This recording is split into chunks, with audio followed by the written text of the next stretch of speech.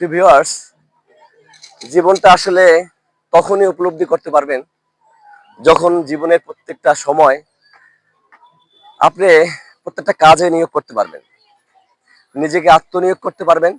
তখনই যখন আপনার সময়টাকে অপচয় না হবে। আর তাই তো আমি পলিটিক্সের পাশাপাশি এই ভ্রমণের সময়টুকু আমি তুলে ধরি, এই ভ্রমণটাকে তুলে ধরি যাতে মানুষের একঘেয়েমি কেটে যায়। দেখুন কত সুন্দর একটা লেক।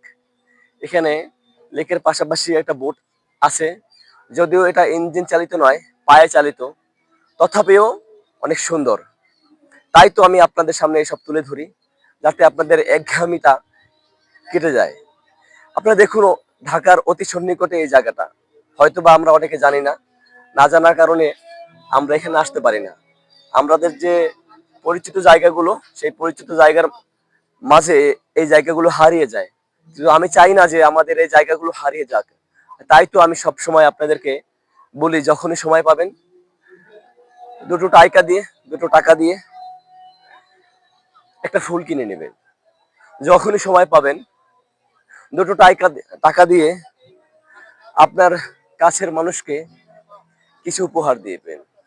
যখনই সময় পাবেন দুটো টাকা জমিয়ে সে টাকাগুলো দিয়ে আপনারা ভ্রমণ করতে আসবেন সবচেয়ে কাছের মানুষগুলোকে নিয়ে, বিশেষ করে আপনার প্রিয়তম স্ত্রী, স্নেহের, ভালোবাসার সন্তান, ভাই, বোন, মা, বাবা।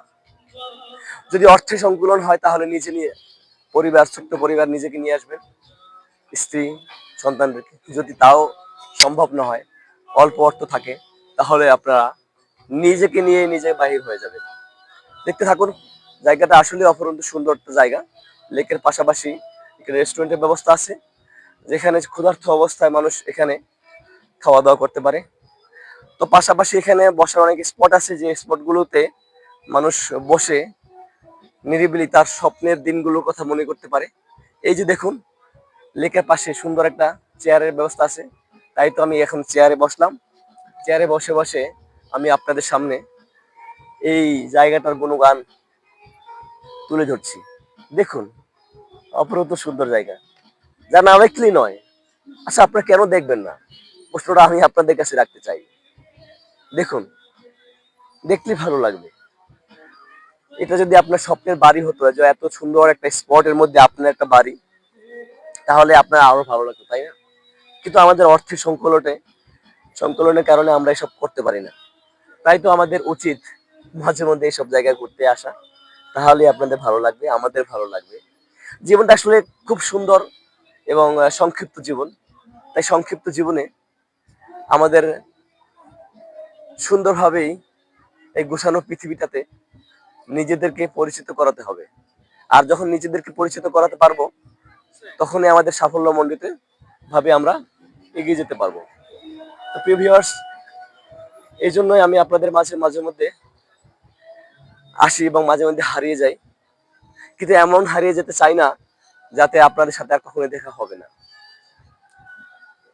দেখতে থাকুন কত সুন্দর স্পট গুলো। এই যে মনে হচ্ছে ধান খেতে রোপণ করেছে, আসলে তাই, তাই না? এটা হলো বসন্ত বিলাসের মাঝে একটা জায়গা যেখানে ধান রোপণ করেছে, বোধহয় ধানের মতোই দেখাচ্ছি। দেখতে থাকুন এবং আমি আপনাদেরকে আরো সামনে নিয়ে যাব। খুব সুন্দর জায়গা। এই যে দেখুন, এটা হচ্ছে রেস্টুরেন্ট, ওটা হচ্ছে সুন্দর একটা প্লেস। পাশাপাশি এটা একটা রেস্টুরেন্ট এবং এখানে মিউজিক হচ্ছে, গান হচ্ছে, যা না আসলেই আপনারা বুঝতে পারবেন না। ধন্যবাদ।